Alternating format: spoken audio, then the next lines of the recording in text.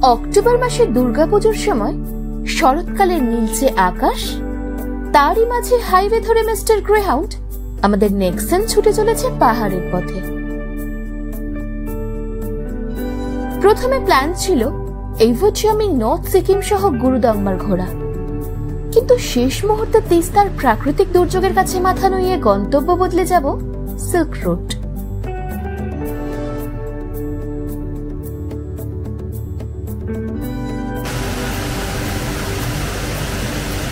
তথাকথিত 4-5 দিনের সিলারিগাঁও ইচ্ছাগাঁও ঘুরে রাংলি থেকে গ্যাংটক বা জুলু হয়ে ফিরে আসবে না ওয়েফেয়ার্স ফুটপ্রিন্ট।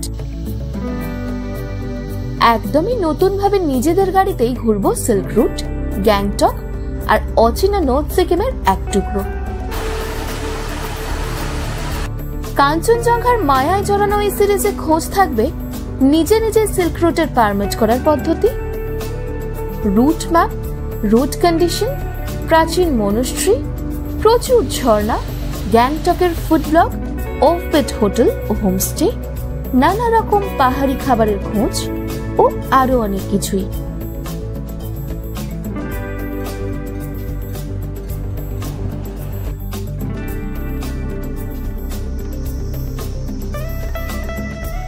জমজমাট পর্বগুলো দেখে সাজিয়ে নিন নিজেদের পুজোর প্ল্যানিংটাও। তাই এখনো যদি ওয়েফেয়ার্স ফুটপ্রিন্টকে সাবস্ক্রাইব করে না থাকেন, সাবস্ক্রাইব করে নিন আর পাশে থাকতে ভুলবেন না।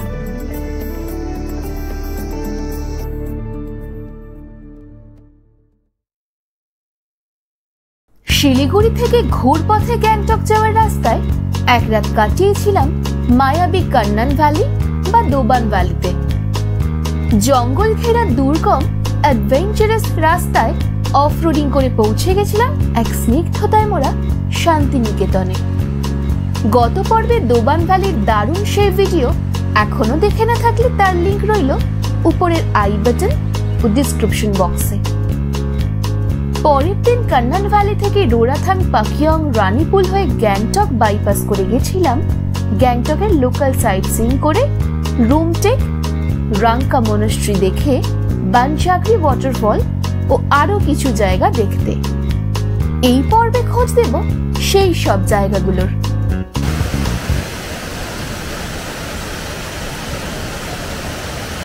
রুমটেক যাওয়ার রাস্তায় প্রথমেই পড়ল শান্তি ভিউ পয়েন্ট। ভিউ পয়েন্টের পাশে রেস্টুরেন্টে চাইলে বসে চা, কফি, মোমো খেয়ে নিতে পারেন।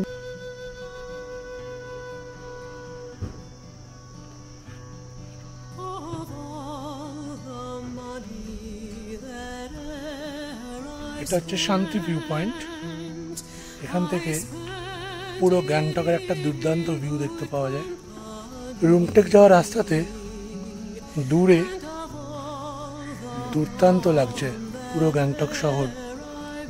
তবে রাতের বেলা আসা এখানে উচিত, একটা দারুণ থ্রিলিং এক্সপিরিয়েন্স হবে। জঙ্গল ঘেরা আঁকা বাঁকা রাস্তা পেরিয়ে চললাম মনস্ট্রির দিকে। রাস্তা দারুণ সুন্দর।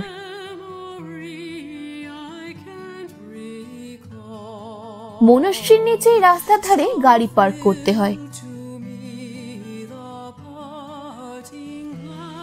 তারপরই খাড়া রাস্তা দিয়ে পৌঁছে যেতে হবে মনস্ট্রি। রাস্তার দুপাশে রয়েছে প্রচুর দোকানপাট, রাত্রিবাস করার হোটেল, গুটি কয়েক রেস্টুরেন্ট ও ক্যাফে।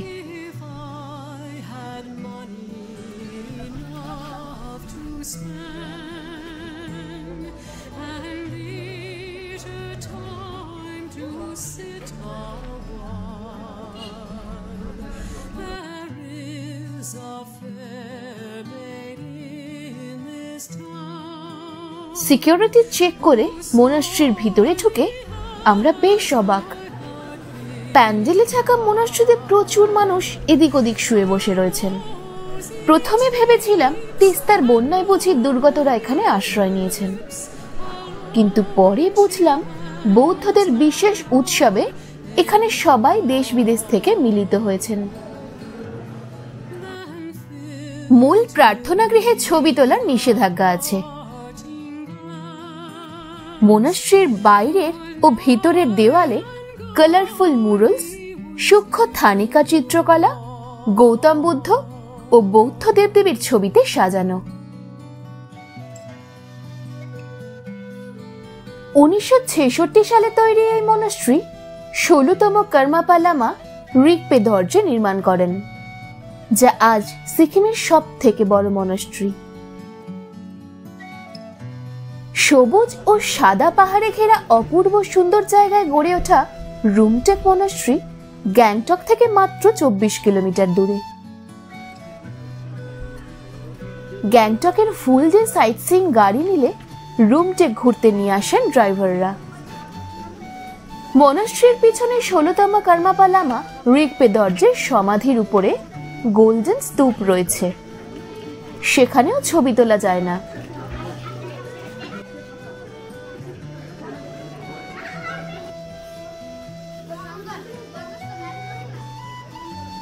উল্টো দিকে আছে বৌদ্ধদের উচ্চশিক্ষার নালন্দা ইনস্টিটিউট।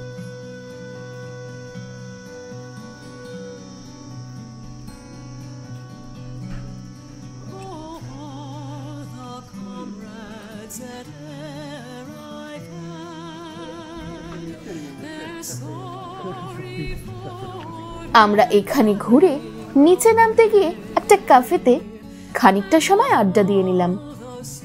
যাওয়ার পথে দেখছিলাম এই ক্যাফেটি, তখন বৌদ্ধ লামাদের ভিড় থাকায় ফিরতি পথে ঢুকলাম এখানে।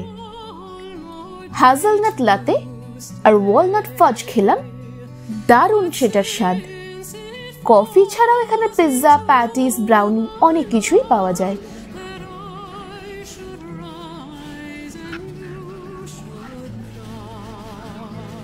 এরপর বেরিয়ে এলাম একটা দোকানে কিছু গিফটস কিনতে।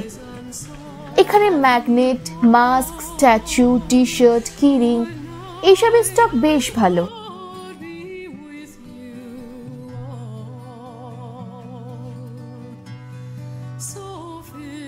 থানিকা পেইন্টিং, বুদ্ধিস্ট ফ্ল্যাগ আর স্টিকার অনেক কিছুই আমাদের পছন্দ হলো।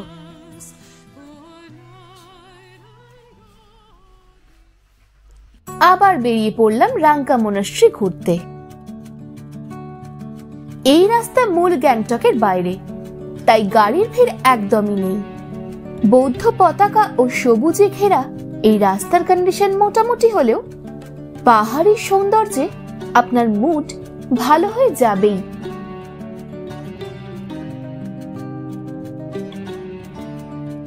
মূল রাস্তা ছেড়ে বাঁদিকে মনাস্ট্রির খাড়া রাস্তায় গাড়ি নিয়ে উঠে চলে এলাম।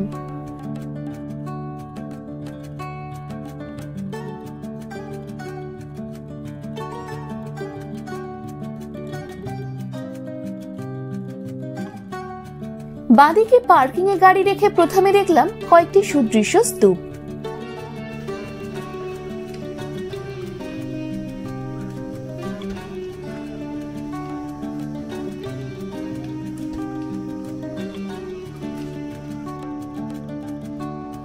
পাশ দিয়ে সিঁড়ি বেয়ে যেতে হয় মূল মনাস্ট্রি। সিঁড়ির সামনেই রয়েছে মানি ওয়েলসের শাড়ি। মূল গেট পেরিয়ে ভিতরে চলে এলাম।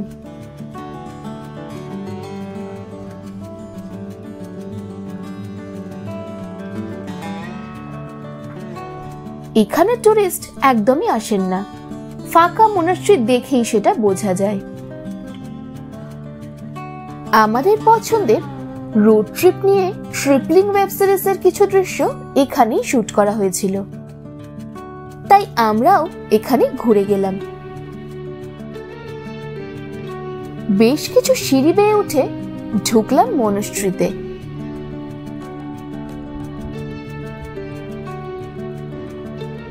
রাংকা মনাস্ট্রি। ভেবেছিলাম পুজোর সময় গ্যাংটক ঘুরতে আসছি, প্রচুর ভিড় হবে। ভিড়ের নমুনা আপনারা নিজেরাই দেখতে পাচ্ছেন।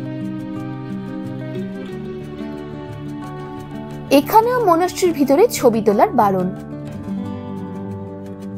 এই মনাস্ট্রি খুবই সমৃদ্ধশালী ও কারুকার্যে পরিপূর্ণ। সবুজ ব্যাকড্রপে ঘেরা এই সুবিশাল মনাস্ট্রির রূপ খুবই সুন্দর। ভিতরে প্রাচীন পুঁথিতে সাজানো একটি লাইব্রেরিও রয়েছে। এখানে নির্জন স্নিগ্ধ পরিবেশ মনকে অনেকটা শান্ত করে দেয়।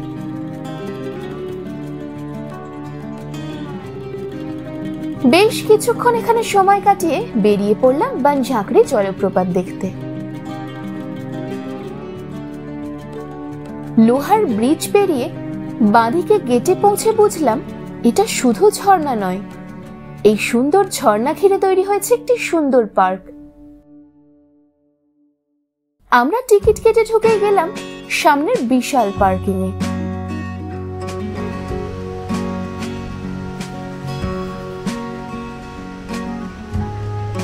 ঢুকে আগে লাঞ্চ করতে এলাম ওনাদের রেস্টুরেন্টে। ঝর্ণার আওয়াজ শুনতে শুনতে খাওয়া দাওয়া করবো ভেবে।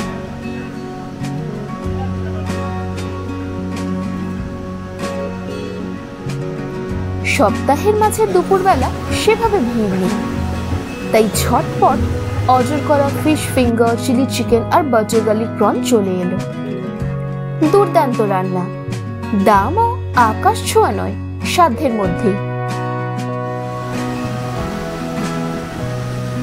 জঙ্গল ঘেরা সুন্দর রাস্তা দিয়ে জলের আওয়াজ শুনতে শুনতে ধাপে ধাপে মূল ঝর্ণার কাছে চলেছি।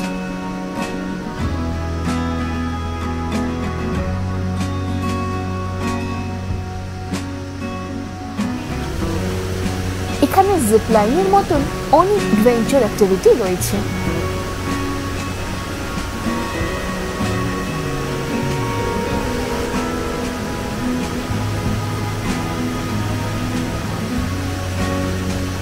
ওই যে ওপরেই একজন পেরিয়ে যাচ্ছে ঝর্ণা।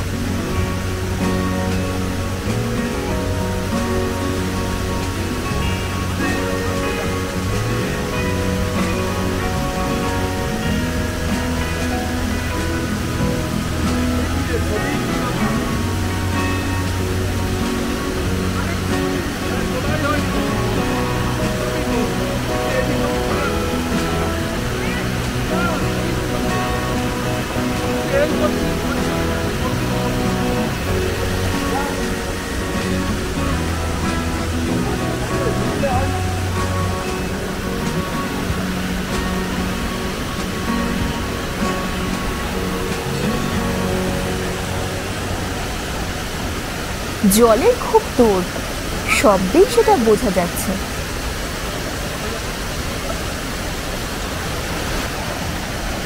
তিনটে ধাপে নেমে এসেছে জলধারা।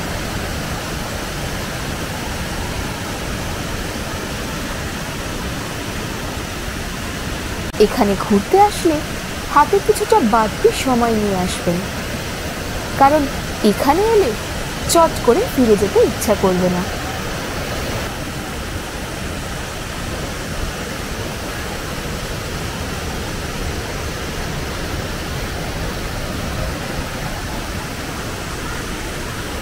আমরাই কতক্ষণ জানি না জলের পাশে বসে ঝর্ণার শব্দে মেতেছিলাম। বিশেষ করে বাচ্চাদের তো দারুণ পছন্দ হবে অ্যাক্টিভিটিতে ভরা এই ওয়াটার পার্কটি। সামনের রঙিন ব্রিজে আমরা নিজেদের কিছু ছবি তুলে নিলাম।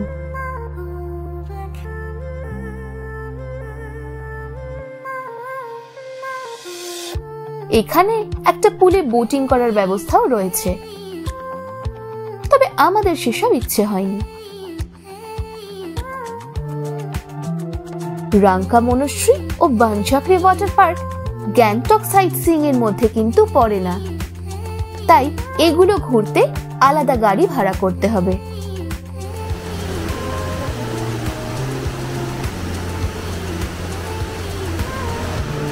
রাঙ্কা মনশ্রী হয়ে বানঝাঁকড়ি ঝর্ণার রাস্তা একেবারে সোজা ওঠে গ্যাংটক পেরিয়ে তাশি ভিউ পয়েন্টের সামনে। সেই রাস্তায় গঞ্জাং মনশ্রীও পড়ে। সেদিন বিকেল হয়ে গেলেও আমরা ফিরতি পথে পরে এসেছিলাম এটা দেখতে। একদম রাস্তার পাশে পার্কিং করে আসতে হয় এখানে। 10 টাকার টিকিট কেটে ঢালু রাস্তা বেয়ে খানিকটা হেঁটে পৌঁছে গেলাম নিচে।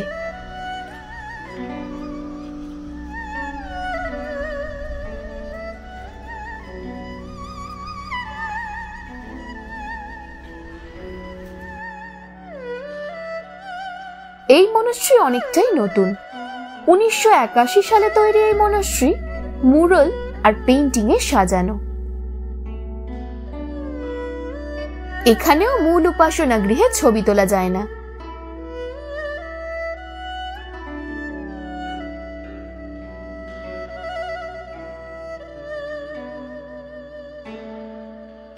এখানে মূল উপাসনা গৃহে ছবি তোলা না গেলেও পাশেই বৌদ্ধ ধর্মগুরুদের মূর্তিতে সাজানো ঘরে ছবি তোলার বাধা ছিল না।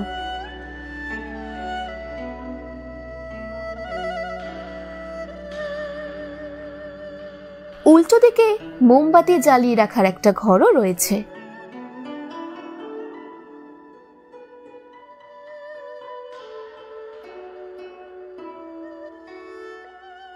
আমাদের মনস্ট্রির সামনে এই রঙিন পতাকা দেওয়া জায়গাটি খুবই পছন্দ হলো।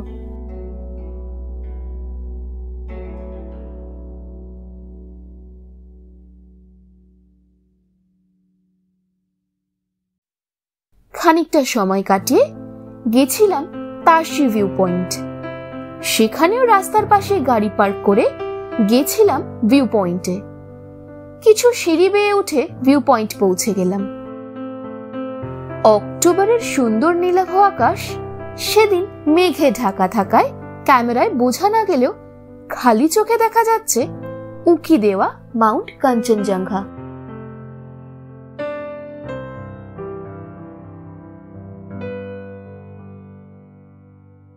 প্রচুর মানুষের ভিড়। কেউ কেউ তো সিকিমিজ পোশাকে সেজে উঠে দেদার ছবি তুলছেন। এখানে টেলিস্কোপ আছে, আছে আরেকটি উঁচু ওয়াচ টাওয়ার।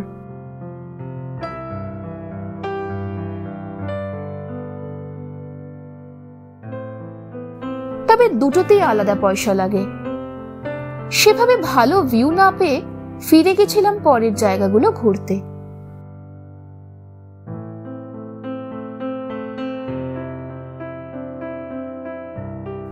প্রসঙ্গে জানিয়ে রাখি, তাশি ভিউ পয়েন্ট থেকে খুবই কাছে লাসা ওয়াটারফল। তখন জল অল্প থাকলেও রঙিন পতাকা জড়িয়ে দেখতে খুবই সুন্দর লাগছিল তাকে।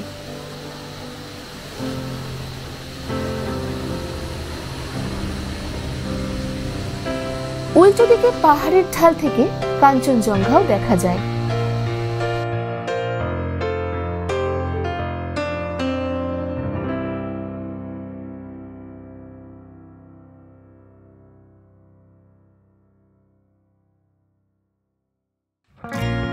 তাশি ভিউ পয়েন্টের ঠিক পাশের রাস্তা এগিয়ে যায় নর্থ সিকিমের দিকে।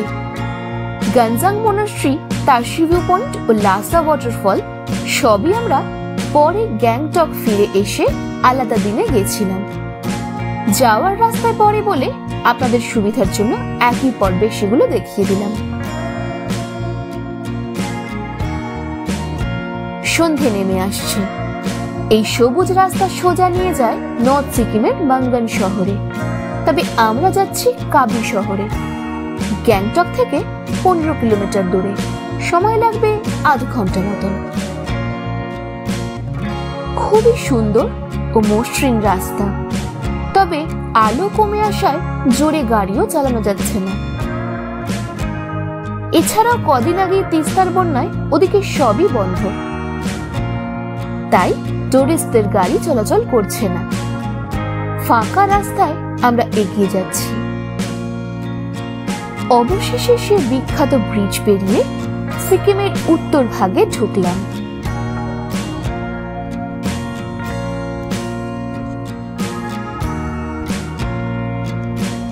তার একটু পরেই ঢুকলাম নামদুল রিসর্টে।